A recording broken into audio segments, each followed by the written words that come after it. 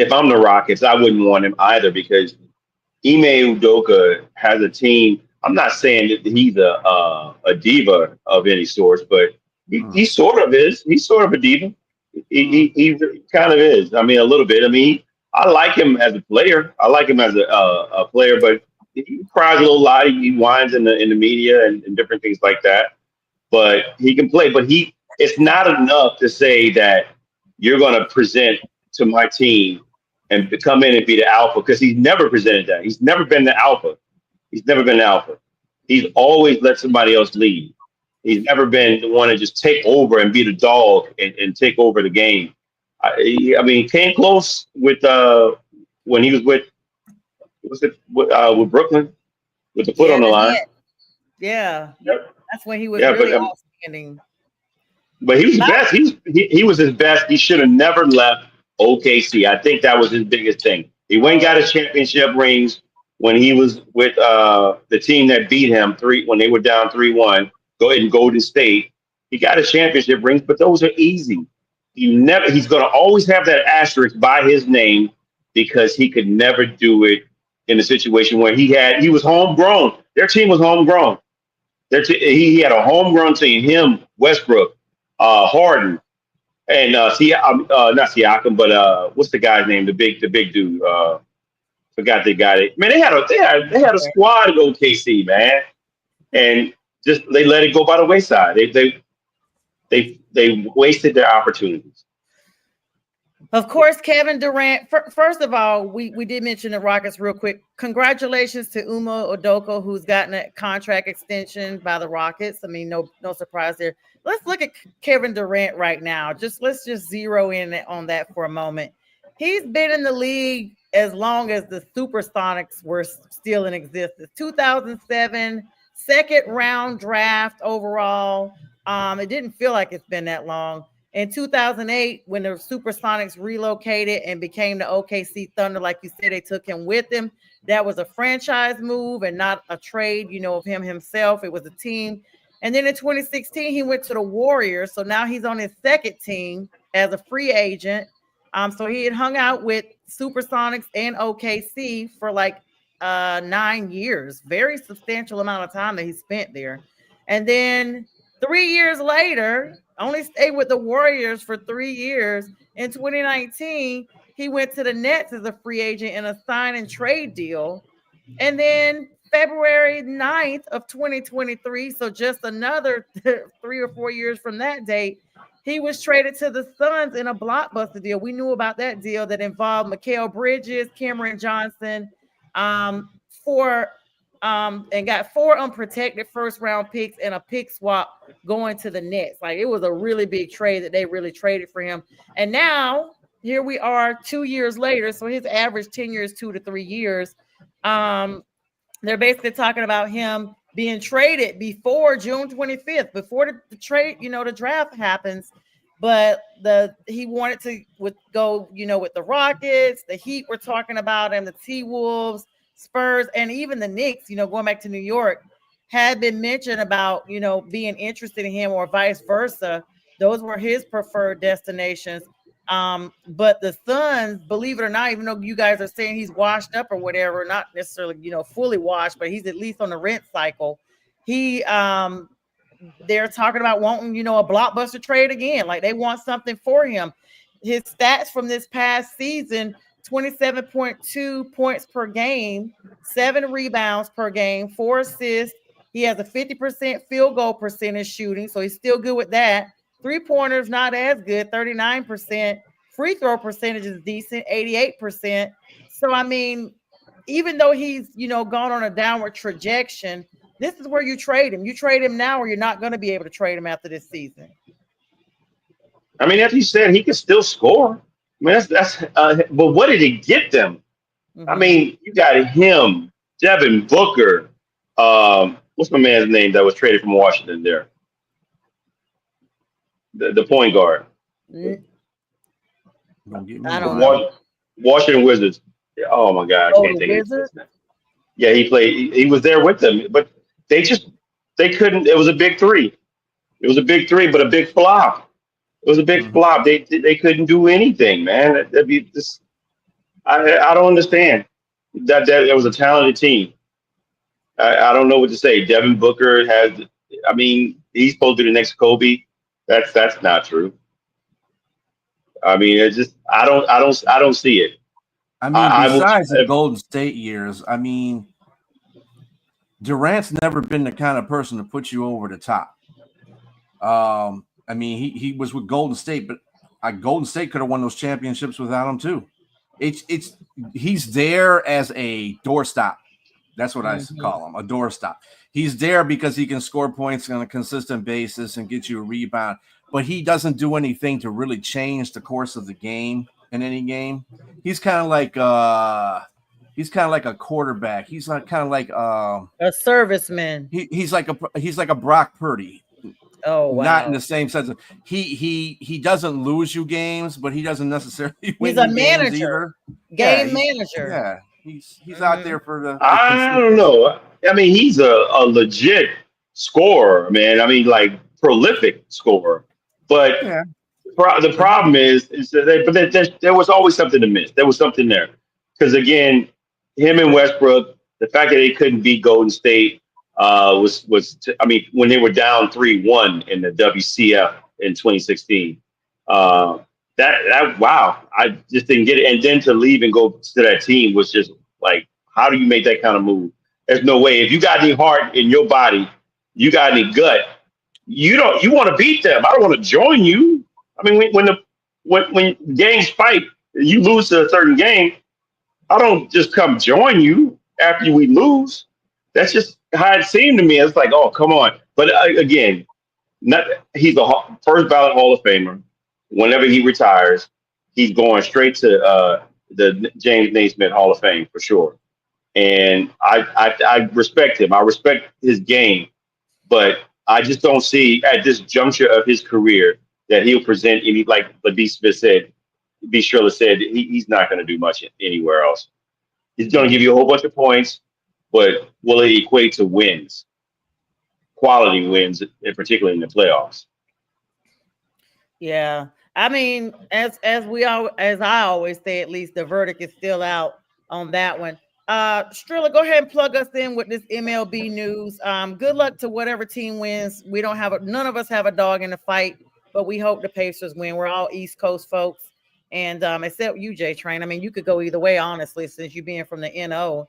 But I mean, You're clearly going for the Pacers, who've been setting pace. So good luck. Game 7, of course, kicking off Sunday evening. I think it's 7 or 8 o'clock. I can't remember, but nonetheless, it's the championship game, followed by the draft. Guys, I actually put it out there. If you guys were interested, I'll put you guys on the spot here on live. Wednesday, of course, being the draft. If you guys are interested doing like a small draft party, we can do that like we did for NFL. It should be fairly quick considering it's the NBA and not necessarily how the NFL was. But I will be definitely open to doing that. In lieu of having a Wednesday night show, we'll just, be on here talking about the drafts. And of course, my guy Cooper Flag, go do.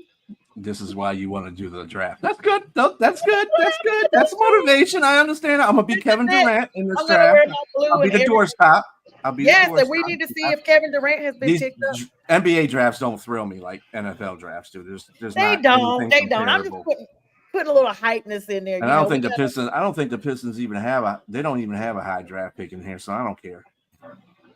Yeah, we know why Sonya wants to do the draft party. Yeah, we know why she wants. Mm-hmm. We know why. All right, let's. Will he go to Dallas though?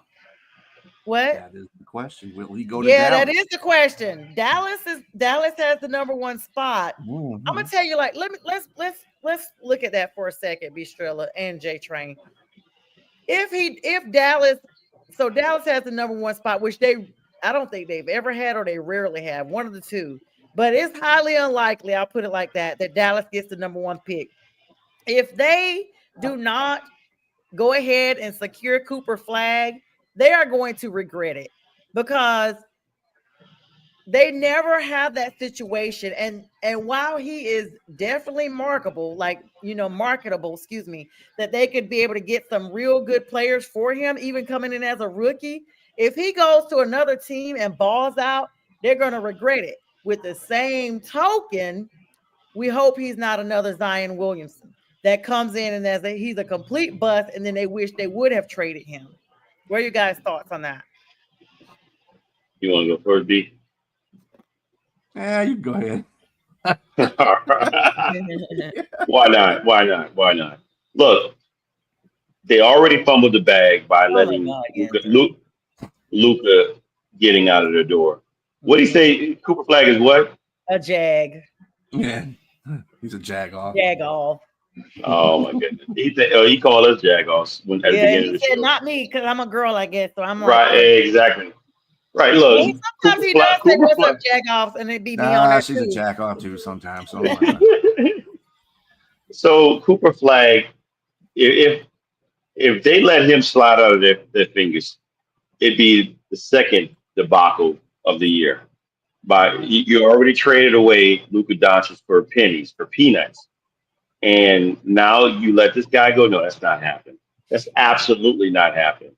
The fan base is already clamoring for something else, and I don't know how the stars lined up, but now they got the number one pick, and so yeah, we can all there's a possibility of what's going on behind the scenes, but neither here nor there. They have the number one draft pick, and they're going to take Cooper Flag. And Cooper Flag is marketable, and he's talented. He's talented. I think if you surround him with talent, I mean, or just at least half, because you look at the players that was around him at Duke, they were okay. They weren't great. They're okay. But this dude could do everything. And he's only, what, 18, 19? He's 18. He's going to be 19 in December. He got the whole year to be 18. So, and I'll be honest with you, a lot of people probably will shun this and say this. I'm not going to say he's the same player, but he reminds me of LeBron James. I knew it because LeBron came in as the McDonald's Player of the Year from high school. I was telling you. He reminds me of LeBron James. He could pass. He could play defense. He could score. He's big, and he's a mismatch in certain ways. And so he gets there, and he handles the ball like he does. Man, the sky's the limit. And I just think, and he works hard. If he works hard, continues to work hard, he's not as fast as LeBron. And LeBron still had a lot to learn when he first came in the league. I mean, I remember him scoring his first 25 points in his first game. I was like, wow, this dude is for real. I want to see the same thing with Cooper Flag and see what he does in his first game. If I see him and he's able to handle himself, to be honest with you, I think he can because defenses don't play like they used to. I just think that he'll have an opportunity to be successful and soar as long as the sky's the limit for him. As long as he puts the work in, and as long as they put players around him, and let's just put it out there. My man's he's Caucasian. He's going to be extremely marketable. He's cool. He can play. Nobody wants to hear that, but I mean, we look at Caitlin Clark. It is what it is, and I'm all for it. I'm all for it because I want to see anybody succeed. I want to see anybody. I don't want to hold anybody away from their success, but he needs to take advantage of all the things that's coming his way, and I think he will. Yeah, and of course, he's the youngest player ever drafted. Like by him only turning 19 all the way in December, that's a whole 6 months away. Like the year is going to be over with. It's literally like the middle of December. So he's going to be 18 the whole first part of his career. Like it's pretty cool. What do you think, Strilla? I mean, we'll see. It's NBA. We'll see how he does. I mean, I'm not really into the whole color thing. I just think he has marketable skills, just like Caitlin Clark does. You're good players. Just because they happen to be white don't mean anything to me. If you're good, you're good. If those two players were black, they would still have popularity in their leagues because they're good players. I agree with you from your perspective, but I'm just telling you, all the fan base that's out there, if somebody's good, I'm just telling you, like, hey, just from your own back neck of the woods, Eminem, the Caucasian rapper. We all love him because he's great, but he gets even more notoriety because of the color of his skin too. You can't say that. B. Bring in more I'm just, fans. Oh, that's a whole different no, situation. Because he also caters to the white public as well. of When you have a course. white rapper, he does You, that, and he's an extraordinary rapper on but top of it. So he I'm draws just telling both you, races. That's what I'm I'm saying. just telling you, when you have a star white Jay-Z ain't player, gonna be out there, it's gonna. When you have a star or white player, Biggie ain't gonna be out there and draw white people to that. I mean, white it's people just what it is. that likes that. But I'm just saying. Right. I know what you mean. I know But exactly what you mean. But I'm just saying Cooper he Cup has no. probably would do that in Dallas because Dallas is, it's in Texas. Yeah, No, forget Texas. Forget Texas. We talk about pretty international. much Dallas. He's gonna pull because it's just what it is. You can't get around that. And it's not his fault. It's not his fault. Take advantage of it. It's just because it's people want to see. I'm just gonna say this. People want to see something great that looks like them. There's no getting around that. That's just fact. I mean, because you want it. I when I grew up, I saw Denzel Washington. To me, he was one of the greatest actors. And I saw. But there's people that love him everywhere. But when I was a kid, I looked up to him because I saw, well, this dude's cool. He's awesome, man. He makes great movies. He's got swag. I wanted that swag, just like that. I'm I'm not a different I'm a different person in that regard. Yeah, Sure, the whole sure. I'm just not color struck like that. I look up people for what they do. I love Denzel Washington too. I think he's one of the greatest I actors know out you there. do. And I don't care about the color of his skin. Just like I don't care about Eminem's color of his skin. I don't care about, different people that I like.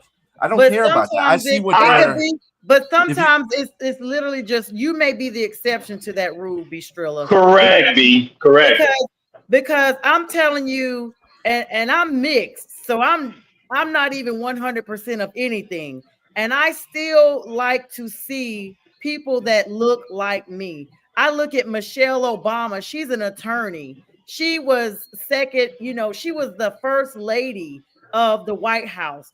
Like that did something for, not making it political, but it did. It did something for minority women everywhere. Simone Biles, she is a high regarded athlete. Look at Venus and Serena.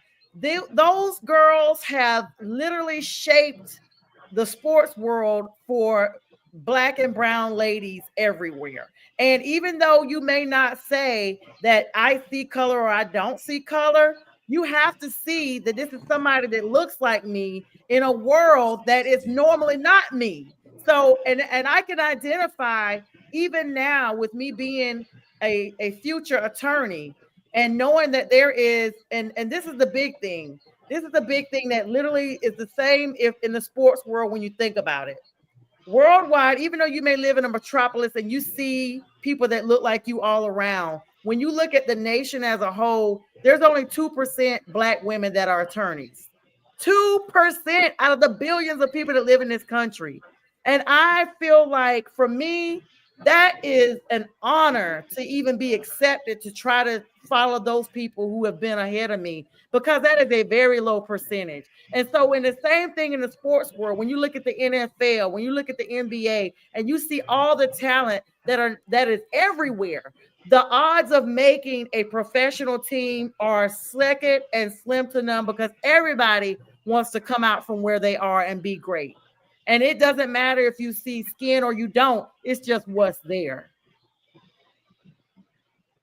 And look, let me say this, and I don't have a problem. It might be a reverse Mm-hmm. minority, a reverse minority. Like when you look at when we talk about sports, like football, the percentages of African Americans in the sports is probably like 72%.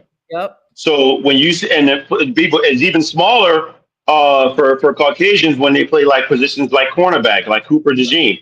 You don't see many out Caucasian, but when you see one and he's Mm-hmm. doing his thing, for me, I'm rooting for him because I want to see him succeed. But I guarantee somebody that looks like him, if they may not say it out loud, but somebody that wants to play that position is going to root for him because they want to see themselves. They see themselves in that same person living vicariously. It's nothing wrong with that.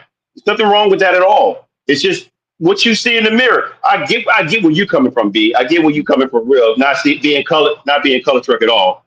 But sometimes you can't help it when the majority out there puts it in your face, and the majority out there see somebody that looks like them that they idolize. I don't think there's a problem with idolizing either one, like Mhm. or whatever. But to see a person that looks like you, there's nothing wrong with that. To say It's that just that you're excited.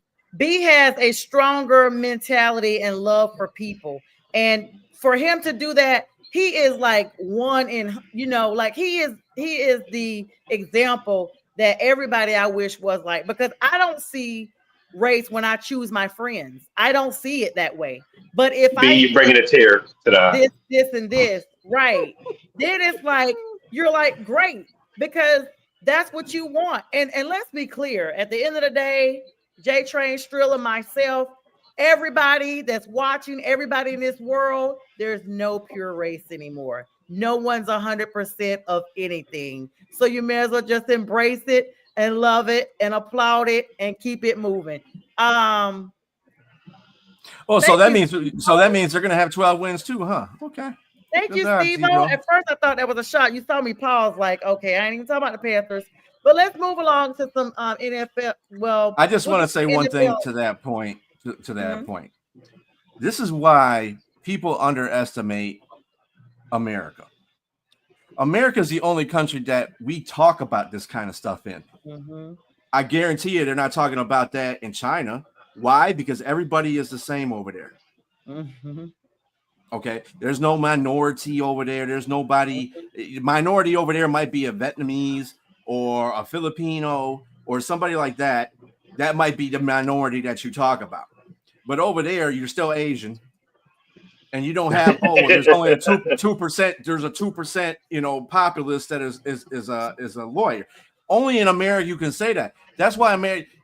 Besides all the crap that goes on in this country, that America is is one of the best countries for that kind of stuff, because we're all mixed together, and that's the part. What I realize that, and a lot of people bring all this other baggage into it, like, oh, this is this, and I'm oppressed, or I'm this, and I'm that. I said, you're in America. There's a lot of things you can't do in other countries that you can do here.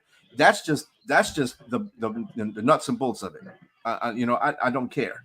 That's just what we are. And yes, we have, our political views are screwy, because our politicians are nuts. And I'm not just talking about this regimen, I'm talking about past regimens too. But I'm just saying, we have a right as this country to be like that. We're all here together, regardless of what history has done to us to bring us to this point. We are here together, and we're one of the only countries that have that distinct personality. Absolutely. And with Here, that, here. I definitely agree, B. Let me plug in this little 15-second clip here. Definitely loving the dialogue. This is what we're here for. Sometimes you have to mix sports with everything, because it's just the way the world is. Really, 10, Steve-O? Okay. Okay, thank you, Steve-O. I appreciate that. All right, we'll be back in like 15 seconds, guys.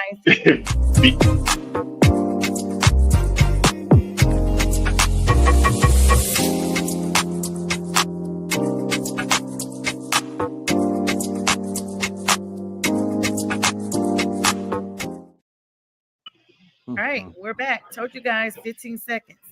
All right, so definitely great dialogue there. Thanks everybody for the comments and everything that's going on with that. Just a small reminder, join J Train, myself, and Jack Hirsch tomorrow morning for the debate show. Also at 7 a.m. will be the Dr. Paul show. He will be starting to air at 7 a.m. I will not be on that. Thank you, Dr. Paul, for letting me know that you're going to be running that on our network too. So we got sports here too. And as I mentioned, as we came on, no longer on the Roku channel, but we will be still streaming on YouTube and all the social media platforms. So make sure that you guys actually stay in the know when we're live 24/7 sports. That we're going to still continue to do. All right. B, take us away with some Tiger news. What are you doing, Steve-O? What is going through your mind right now, buddy? Okay, Steve-O was on this morning talking about Shador. We'll talk about that in a moment. I would just like to get to this Pirates and Tigers claw down. So what's it? The whole The whole game, the whole thing yesterday was just all messed up. The weather screwed up a whole bunch of stuff. They played a doubleheader. Skubal started the first game. Skeen started the second game. Fans were like, "Oh, can it be Skubal and Skeen?" Well, that's what the pitching fell on. So that's just the way it is. Anyway, besides that, and the Tigers won the first one, and Pittsburgh won the second one, which I thought was going to happen. But the fans, who probably were still there through 18 innings of baseball, were probably a little drunk. Oh, yeah. Doubleheader. A little drunk. And they went after, one of the fans, I don't know if it was a Pittsburgh fan, Tigers fan. They said they had a Pittsburgh hat on and a Tigers hat on and a Pittsburgh shirt. Was over the bullpen talking stuff to one of the pitchers, Santana. And Santana got a little bit irate and jumped up to swipe to hit him upside his head. Didn't make it. But the point of the matter is he swung on a fan. So the major leagues decided they were going to suspend him for 4 games, which he will appeal. And I would too if I was him. Wow. And secondly, another fans got escorted off behind home plate because they were heckling somebody, and the umpire told them, "Hey, get them up out of here." That was dealing with Tommy Pham. Mm-hmm. Tommy Pham was part of that one. Yeah, so it was just there it is. That's what happens. That's what happens when they, that's what happens when they just do that. They have this double headers close to each other like that because everybody that's there for the first game don't automatically leave. They didn't give them enough time to leave while other people are coming in for the second game. So then you got mixture crowds, and then people are sitting back down in their seats, getting drunk, acting stupid. So it is what it is. It's if you want to talk some really good baseball though about baseball on baseball action. That San Diego Padres LA Dodgers game. It's something else. And not just the game, like once again, politics. I mean, ICE was outside their stadium and was barring access to some of the Dodgers organization that was showing up trying to work for the day before the game. And LA was supposed to make this statement about being protective of some of their fans that are out there, because you guys know LA is highly Latino, and so they have taken a stance against these ICE raids. And let me tell you something, you are not going to circumvent anything that the government has going on. Great try, LA Dodgers, but this is way above what you got going on now. You may be outnumbered, you can outnumber them because you can bring all the fans in there, and there you have it. But under this administration, there's no more safe cities that they used to have. And so I think the Dodgers are trying to create their own. And this is to me, this is what I was telling Jack this morning. I get that people use sports as a platform all the time, but sometimes I just feel like this is just one of those things that the Dodgers may have to bow out of. What are you guys' thoughts on that? Well, I was kind of not even going in that direction because I know what you were going about, but I want to talk about that too.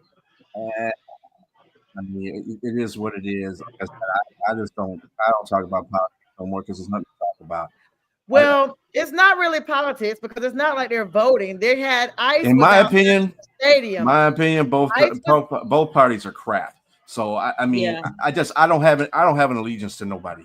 Well, no, I'm saying like the fact that the Dodgers are getting involved in this as a sports team, should they or should they not be trying to involve? Of course not. Question. Of course not. Yeah, they should not at all. They should definitely stay out of that. Yeah. Mm-hmm. There's no way. Well, I mean, it depends on how the owner is. You've had that situation in the NFL where players were kneeling. And there was a lot of franchises that allowed that and a lot of them that didn't. Mm-hmm. So that was political. So it does matter. It does matter. If LA is doing something about what they feel is right, it's going to matter. So because they're putting forth what they believe. And if they get the players and the owners and the owner believes it and they get the players to believe it and then they get the fans to believe it, obviously the fans are going to be believing it because they feel that they're output by the government anyway. So, I mean, people say there shouldn't be politics in sports, but it's already there. I mean, it's there for sure. Politics kind of do that now. This is a new age. It never used to be like that. You used to be able to get away from politics by looking at sports, but now politics is putting themselves into sports. They do that. This is the new age. So you just got to take it with a grain of salt. I mean, it's not new. It's not new. We can go back to Olympics where guys put the black gloves on their hands and held power to the people when they were standing on the podium. Or we can talk about Muhammad Ali taking a stance against the Vietnam War. It's not new. It's just a matter of particularly who's doing it. Now, I think what's new, if the Dodgers are doing it, an organization is new, yes, but individual players is not new. It's just a matter of whether someone, as an organization, I don't think you should. I think the organization is probably disingenuous because they're doing it for their bottom line.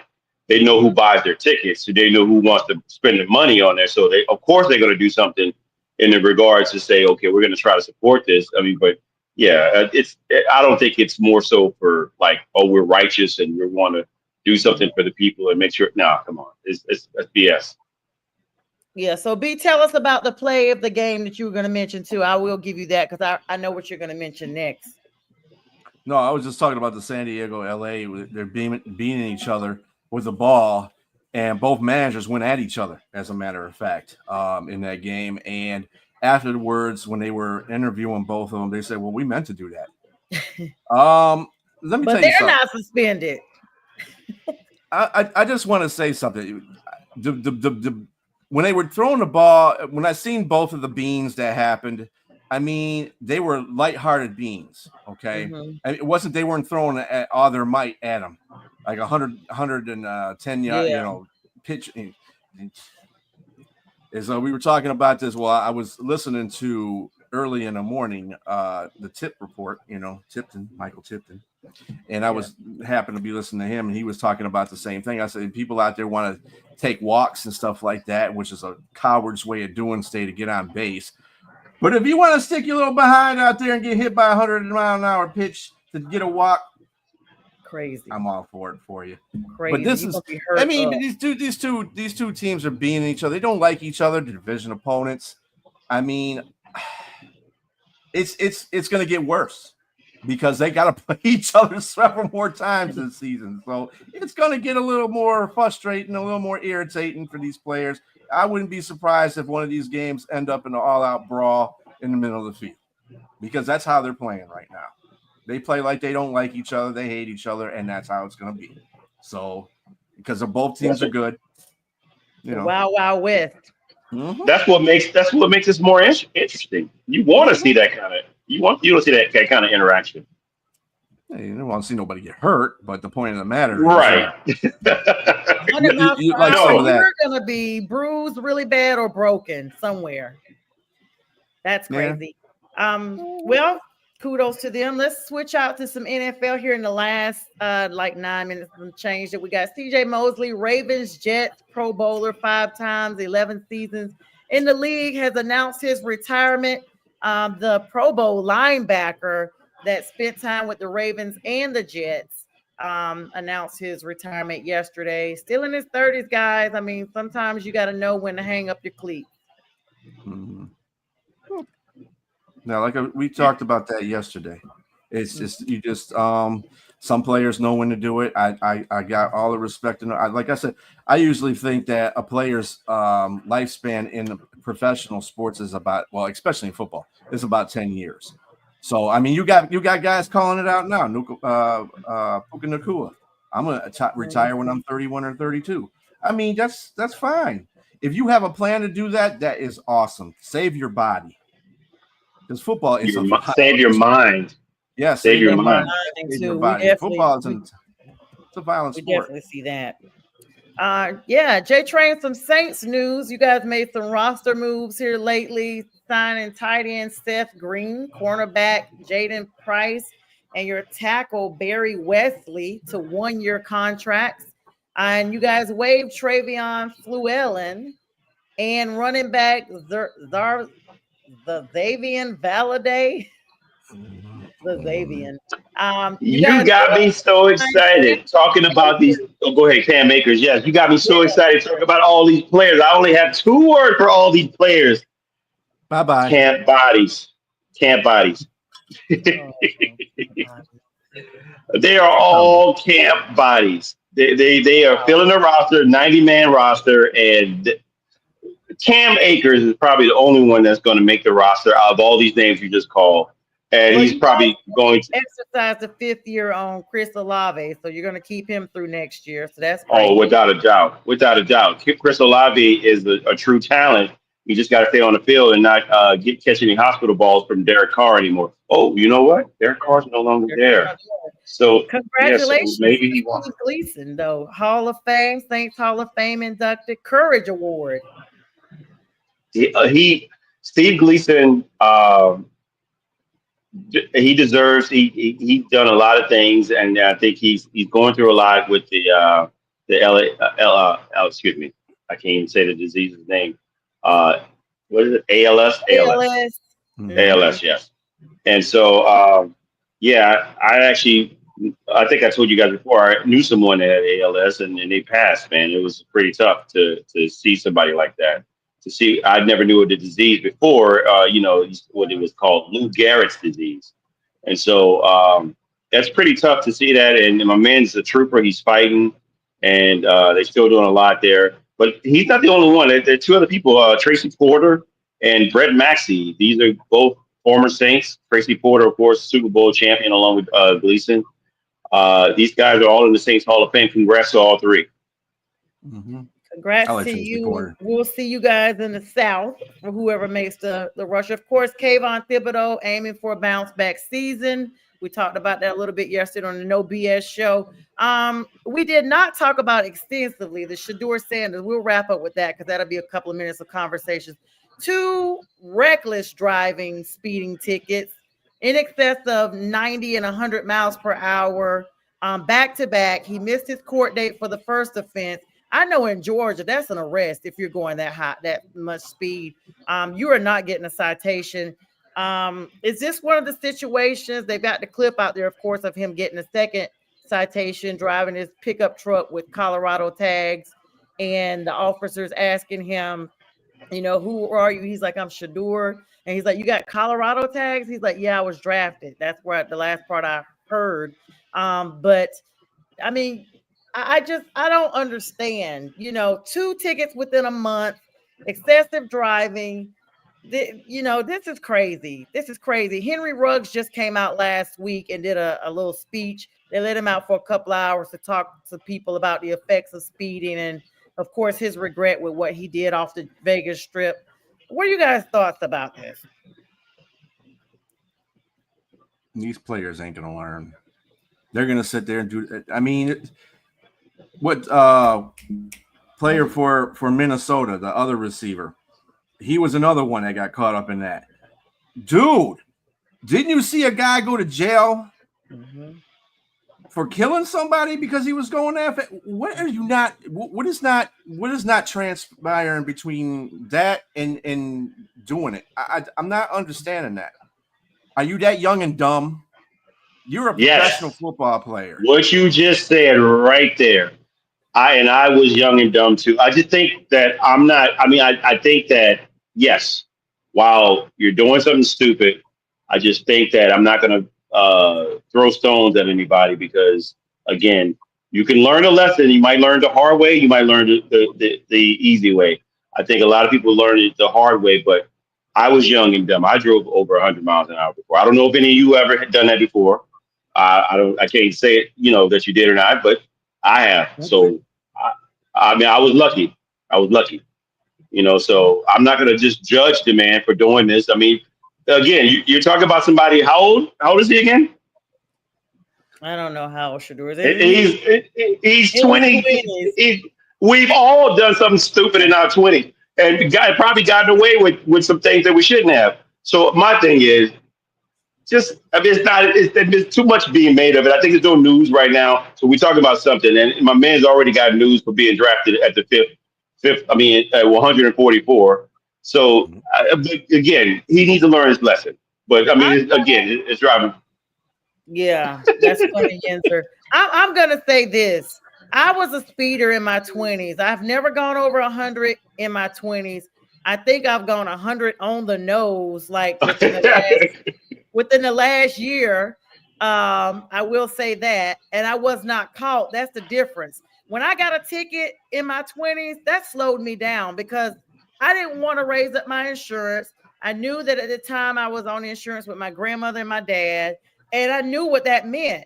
And I started seeing some of my friends getting in accidents that literally like they were unalived because of it. So I knew at that age I can't handle that speed. It was the grace of God that I was handling what I was handling. I literally I passed the state trooper one night because I saw he was in an unmarked car. I saw it said SHP. And as I was passing him, I was like, I wonder if that's State Highway Patrol. No, it's not. I was on my way home because my aunt had passed away from college, and I was going home from college, just a 15-minute ride, and I passed him going 75 in a 50. Okay, he pulled me over and basically lectured me and was like, "Hey," I was like, "I'm so sorry, I'm going home to try to get my funeral." He was like, "What would you do if your parents were planning your funeral?" I mean, he ended up lecturing me to the point that I thought about it, and you do think about that. I think Shador Sanders is used to riding off his name. I'm sorry, J Train. I think he's used to riding off his name. The fact that he's gotten 2 tickets within a 30-day period, and he didn't even go to court on the first one.